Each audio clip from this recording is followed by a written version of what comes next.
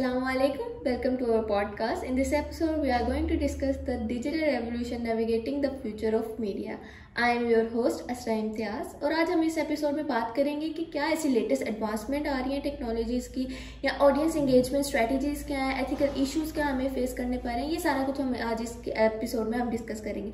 For this we have Maria Ali जो इसी field से रिलेटेड है और सारा कुछ वो इसी की स्टडी कर रही है, तो वो हमें इन चीज़ों के बारे में बताएंगी और हम उनसे थोड़ी गॉसिप्स करेंगे, उनसे थोड़ी नॉलेज लेंगे, थोड़ी इन्फॉर्मेशन लेंगे और एंड पे थोड़ी सी हम गेमिंग सेगमेंट करेंगे। तो लेट्स स्टार्ट अवर एपिसोड। अस्सलाम वालेकुम मारिया, क्या हाल चाल है आपका? अल्हम्दुलिल्लाह, आई एम गुड। अच्छा मारिया, आप ये बताएं जैसे 2024 गुजरा है, ये साल में ऐसी कौन सी लेटेस्ट एडवांसमेंट आई हैं जो पॉडकास्ट और वीडियो एडिटिंग के लिए बहुत अच्छी रही हैं? पहले तो हम बात करते हैं एआई के बारे में, आर्टिफिशियल इंटेलिजेंस। इस पर हम जितनी ज़्यादा बात करेंगे उतनी कम होती है। आजकल इसका बहुत ज़्यादा फ़ायदा भी है, ऑन द अदर हैंड इसके बहुत ज़्यादा नुकसान भी हैं। हम लोगों को घर बैठे बैठे बहुत सारी फैसिलिटीज़ मिल गई हैं कि अब हमें बाहर नहीं जाना पड़ता। ऑन द अदर हैंड हम लोगों को बहुत ज़्यादा लेजीनेस और बहुत सारे दूसरे इश्यूज़ को भी फेस करना पड़ रहा है। तो 2024 में हम लोगों को बहुत सारी ऐसी एआई टूल प्रोवाइड की गई हैं जहाँ से हम लोग अपनी वीडियो एडिटिंग बहुत आसान कर सकते हैं। घर पे बैठ के हम अपनी उन टूल्स को यूज़ करके वीडियो एडिटिंग, उसकी क्वांटिटी, उसकी क्वालिटी, उसका कंटेंट सब इम्प्रूव कर सकते हैं। हम पिक्चर्स क्रिएट करवा सकते हैं, 3D अपनी हम कुछ भी अगर चाहते हैं हम एआई से जनरेट करवा सकते हैं। तो yes, this will be helpful in our future और अभी भी ये एक अच्छा अपना किरदार अदा कर रही है। अच्छा, इसी से रिलेटेड कोई ऐसी एग्जाम्पल या हमारे साथ केस स्टडी हो जो हम यूज़ कर चुके हों और सक्सेसफुल रही हो हमारे पास? यस, हमारे पास एक एग्जाम्पल है। अगर बहुत अभी कॉमन सी एग्जाम्पल जो आजकल हम लोग देख रहे हैं, हम लोग को दिखने में आ रही है, तो एक एग्जाम्पल हमारे पास है वीआर की।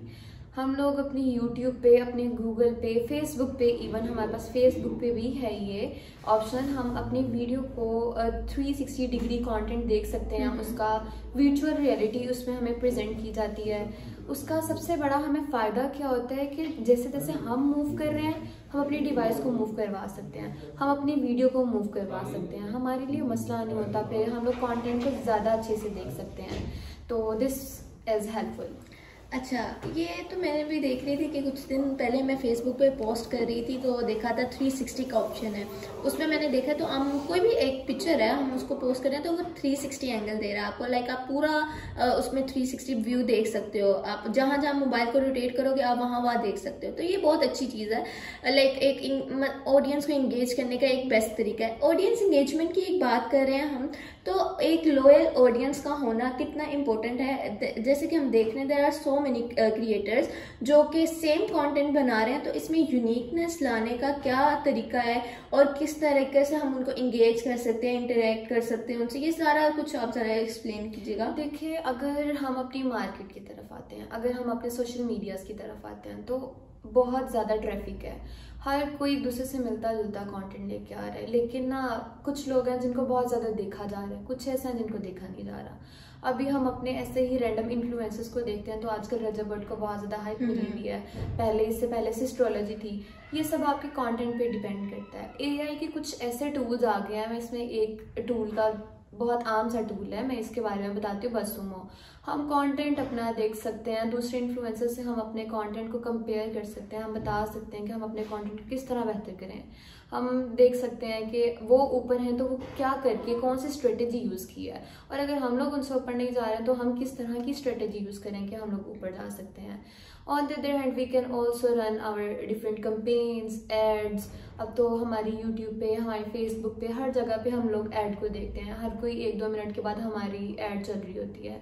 तो ये कंपेन्स वगैरह जिस तरह से रन होती हैं, तो हम अपने बारे में, अपने प्रोडक्ट के बारे में ज़्यादा लोगों को इन्फॉर्मेशन इस तरह से देते हैं। हमारी मार्केटिंग ज़्यादा अच्छी होती है, तो ऑडियंस इस तरह भी हमारे ऐसी कंपेन या कोई एग्जांपल जो ऑडियंस को बताना चाहें? GoPro is a good example. लोगों को गोप्रो के बारे में ऐसा नहीं पता था, इतनी देखें, इतना पता ही नहीं है लोगों को।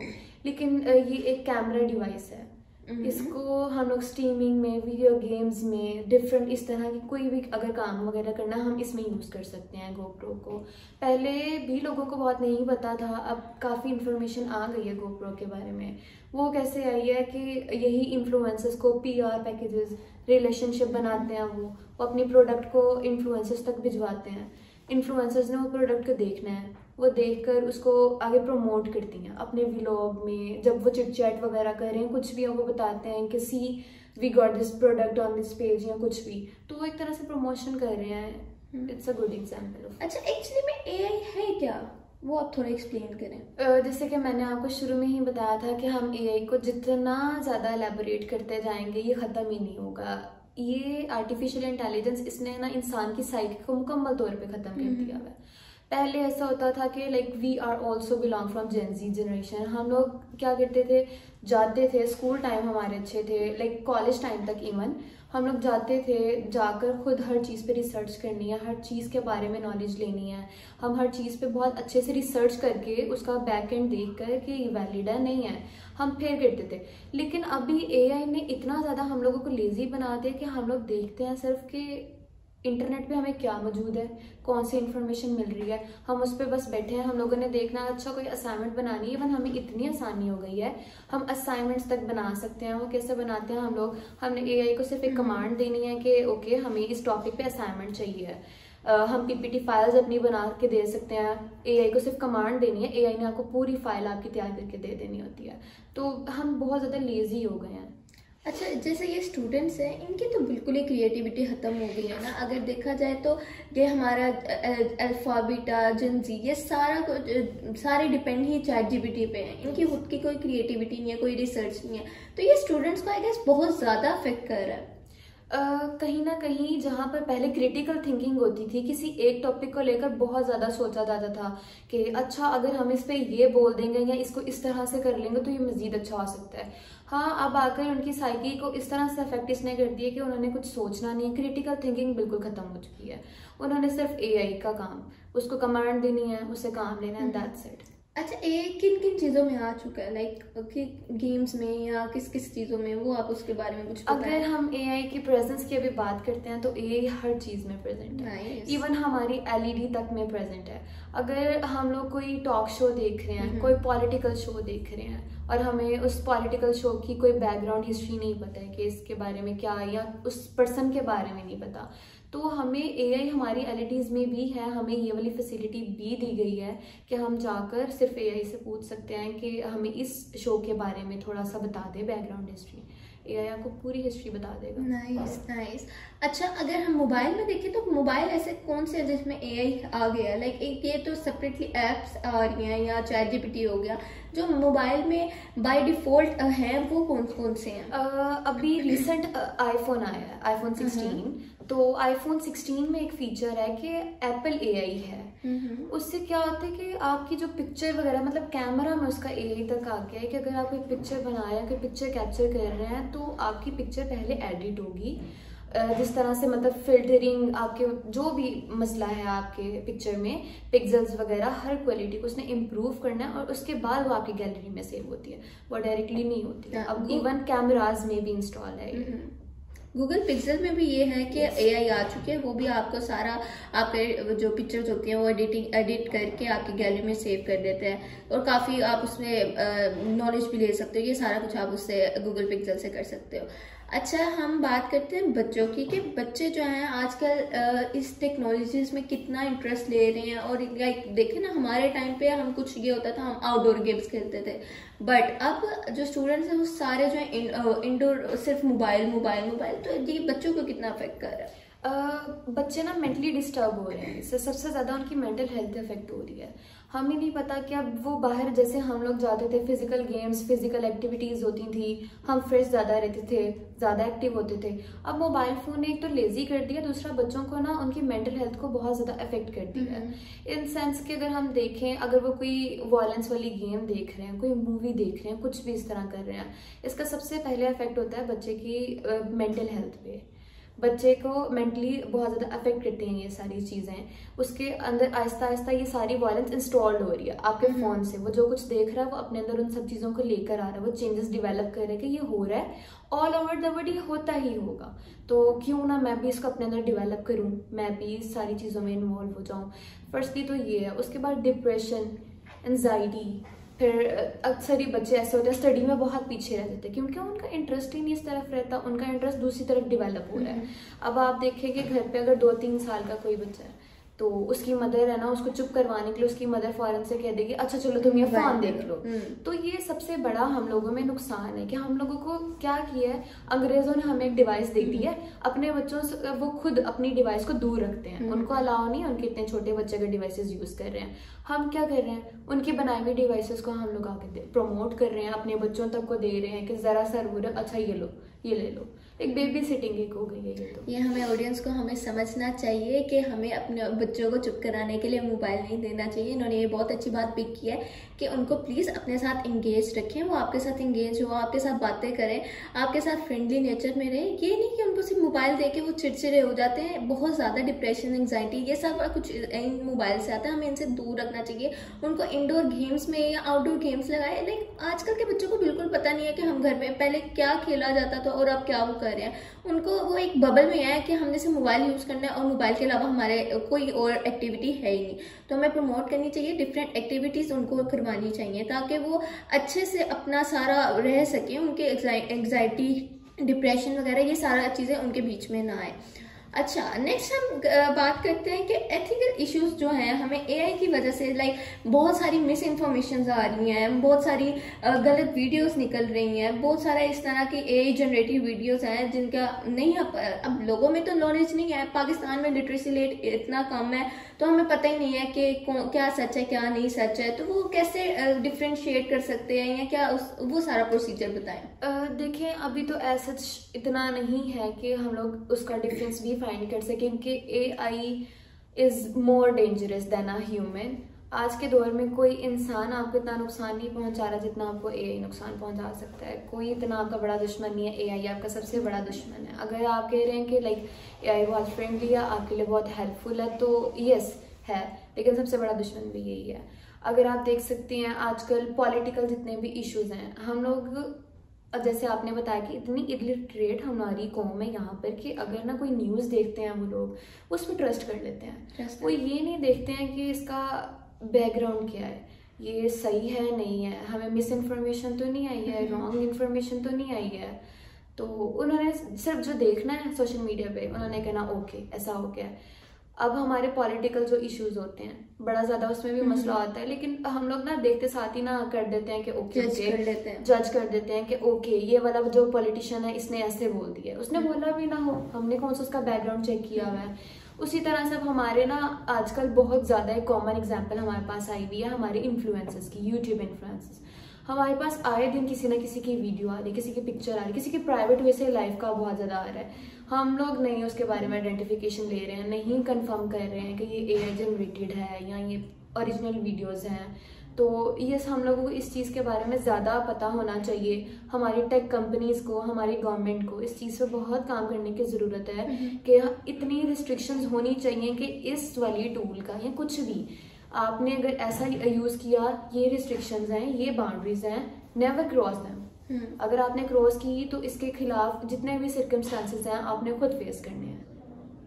मतलब देखना चाहिए हमारी गवर्नमेंट को, हमारी टेक कंपनीज को। ये ऑडियंस से मैं मुखातिब हूँ इस बात पे कि प्लीज़ ये अपना लिटरेसी रेट बढ़ाएं या इसमें इंफॉर्मेशन लें। हर चीज़ दिखाई जाने वाली सच नहीं होती है, जो भी मीडिया पे दिखाया जा रहा है वो बिल्कुल सच नहीं है। हम पीछे बैकग्राउंड अच्छा कुछ होते हैं वीडियोस कट करके लगा देते हैं और हमें उसके बारे में बैकग्राउंड नॉलेज ही नहीं होती और हम सारा मान लेते हैं। ये हमें सारा कुछ नहीं करना चाहिए।